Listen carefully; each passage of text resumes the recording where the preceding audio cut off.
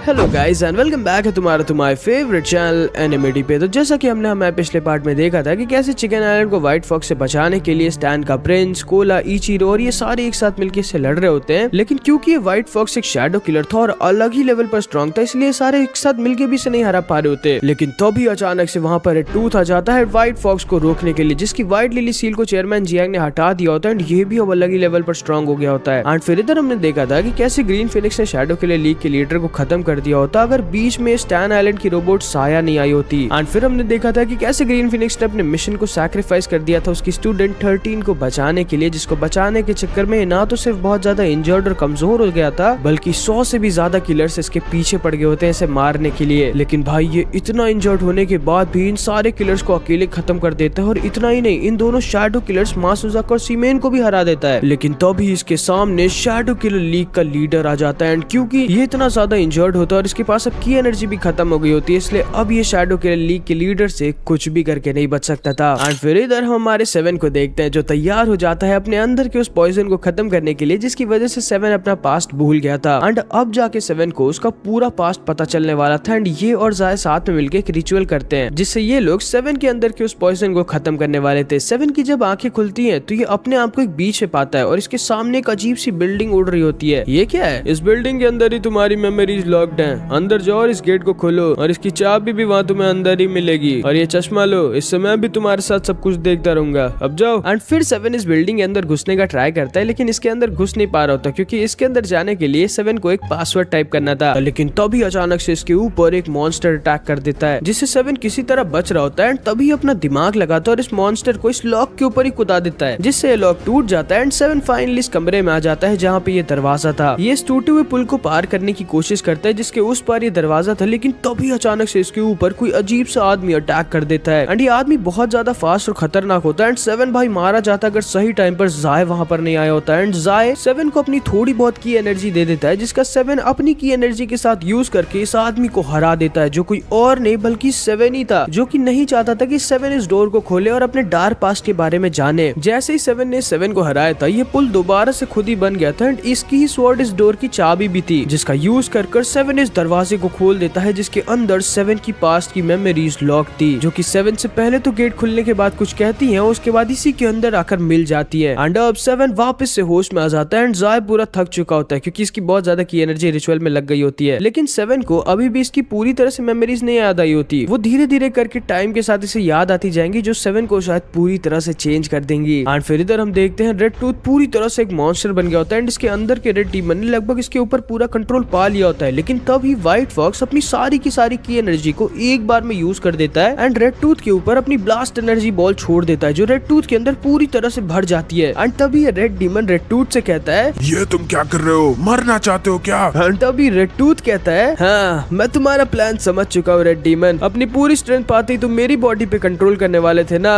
अब मरो मेरे साथ। एंड चेयरमैन जियांग की वजह से रेड टूथ इस रेड डीमन के प्लान को समझ चुका था एंड क्योंकि ये रेड डीमन इसके साथ मरना नहीं चाहता था इसीलिए ये रेड टूथ की बॉडी को छोड़ देता है और व्हाइट फॉक्स की बॉडी के अंदर घुसने वाला होता है, जिससे बचने के लिए जो व्हाइट फॉक्स ने रेड टूथ के अंदर अपनी सारी ब्लास्ट एनर्जी डाली थी उसे ये वापस से बाहर निकाल के इस रेड डीमन के अंदर डाल देता है और इसे ब्लास्ट कर देता है। एंड अभी रेड डीमन के पास क्योंकि इस समय किसी की बॉडी नहीं थी और ना तो ये अपने फुल स्ट्रेंथ में था, इसलिए रेड डीमन व्हाइट फॉक्स के अटैक की वजह से बहुत ज्यादा कमजोर हो जाता है एंड रेड टूथ वापस से एक नॉर्मल इंसान बन जाता है। एंड क्योंकि व्हाइट फॉक्स के अंदर अब इसकी की एनर्जी नहीं बची होती इसीलिए प्रिंस और स्टैन आइलैंड वाले आसानी से इसे पकड़ लेते हैं और अपने साथ लेके जाने लगते हैं इसके ऊपर एक्सपेरिमेंट करने के लिए। एंड कोला की प्रोटेक्शन को करने के लिए ये प्रिंस एक स्टैन आइलैंड वाले आदमी को भी छोड़ जाता है यहाँ पर। एंड तभी हम देखते हैं रेड डीमन की बची कुची पावर को पता नहीं कौन एब्जॉर्ब करके अपने साथ लेके चला जाता है। कोला 7 को बता देती है कि चिकन आइलैंड अब सेफ है एंड वो जा सकता है अब 13 को बचाने के लिए, जिसको सुनकर 7 बहुत खुश हो जाता है। लेकिन तभी अचानक से वहाँ पर स्टैन आइलैंड की एक दूसरी स्पेसशिप आ जाती है जिसको देखकर ये सारे लोग छुप जाते हैं एंड ये स्टैन आइलैंड वाले असल में यहाँ पर फिर से कुछ लोगों को अपने साथ लेके जाने के लिए आए होते हैं उनके ऊपर एक्सपेरिमेंट करने के लिए। एंड तभी इस हीलर डॉक्टर को पकड़कर अपने साथ लेके जाने लगते हैं एंड ए ने रोकने की कोशिश करता है लेकिन ए इन लोगों को नहीं रोक सकता था क्योंकि ये लोग बहुत स्ट्रॉन्ग थे एंड ये ए के ऊपर भी बहुत स्ट्रॉन्ग अटैक कर देते हैं, लेकिन 7 के रहते ए को कुछ भी नहीं होता। एंड पता